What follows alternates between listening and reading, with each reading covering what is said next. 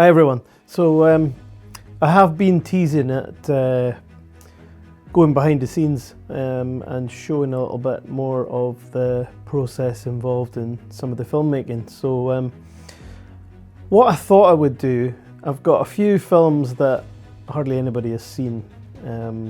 They've been to some film festivals, and because I was sending them to film festivals, I didn't think it was right to put them on YouTube and make them publicly available. But it didn't do any good because most of them never got shown anyway. So I thought what I would do over the coming weeks was take 3 or 4 short documentaries that I've done and kind of break them down and talk a little bit more about how they were made, why they were made, and then eventually show you them. So I thought I'd start with my first ever attempt at doing a documentary, which was while I was a student, a very old student, mature is the word we're looking for here, mature student.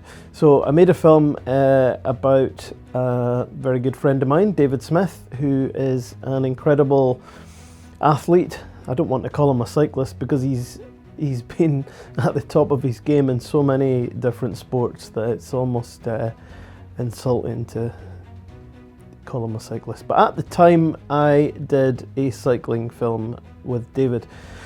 Now, I'd been following David for quite a number of years because he's quite a well-known character. He's from Aviemore, although he's a bit of a jet setter, so he spends his life all over the world.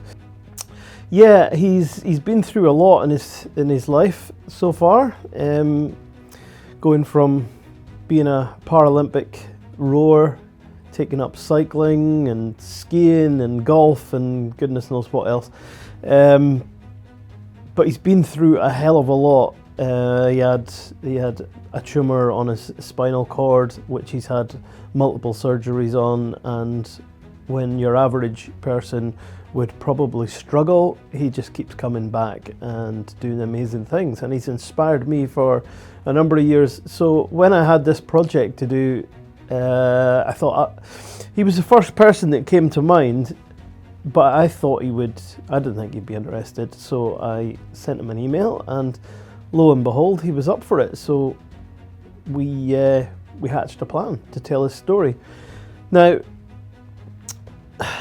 the problem was because it was a time-limited project for uni, I didn't have a lot of time to play with, and I ended up, because David was in London at the time, I think, it was hard to actually get our calendars to line up and be in the same place at the same time. But eventually managed to catch him while he was driving around the North Coast 500, funnily enough, and this entire film was shot in one day, and when I say one day, it was probably 2 hours setting up and shooting an interview, and then another couple hours of me following him while he was on his bike with a camera on a tripod, a camera mounted on my car, and the drone.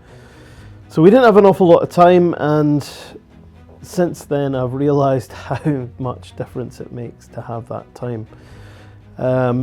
What inspired me about David was being a cyclist myself, and sometimes struggle for motivation. Sometimes, especially like this sort of off-season, summer, nice hot days, it's easy to just jump on the bike and go and do a few miles, but it's quite hard to stay motivated. And as many of you will know, I've had a few interesting injuries over the years, and it's quite hard to come back from little setbacks like that. And I just always thought, this guy's going through things that none of us could imagine, the pain and the amount of recovery that's involved and the serious levels of surgery and treatment that he's been through. And he kept coming back and doing things that was quite superhuman almost. So I felt that story needs to be told. In fact, I still feel his story needs to be told, and I've asked and tried to get funding to make a better and longer version of this, especially now because he's not cycling anymore, but he's playing golf and he's skiing, and I'm sure even more inspiring because another setback, can't cycle anymore, but yeah, I'm just going to take up another sport and excel at it. I just think that that's something that we all can take inspiration from, no matter who we are, what we do. I think it's very easy to, I don't think feel sorry for yourself is the right way to put it, but you can be struggling a little bit in life, and you can find it hard to get motivated, and then you see somebody who's got far bigger issues going out there and smashing it, and I think it just makes you, it inspires. And I remember the first conversation I had with David on the phone. I'd been going through one of my early spring lack of motivation spells and struggling to go out on a bike. I just had lost interest in it and couldn't get going, and then I spoke to David, and he'd just been out and done, I mean, he wasn't long out of surgery. He was recovering from his latest spell in hospital, and he'd been out and cycled, I don't know, it wasn't a huge amount, and he said, I don't know, let's say 20 kilometres around some local parks. And I thought, well, if David can get on his bike and do 20 kilometres after what he's been through, surely I can just jump on my bike and go and do 20 kilometres. And if it's 20, and it started me on a bit of a journey. That was in 2021, which ultimately ended up 6 months later with me doing the Mallorca 312, which I never dreamt I would ever be able to do. But it was him that inspired me to get back on a bike, probably March, April time. And yeah, that's what it does when you're surrounded by people who overcome adversity. You think, right, okay, I can do it.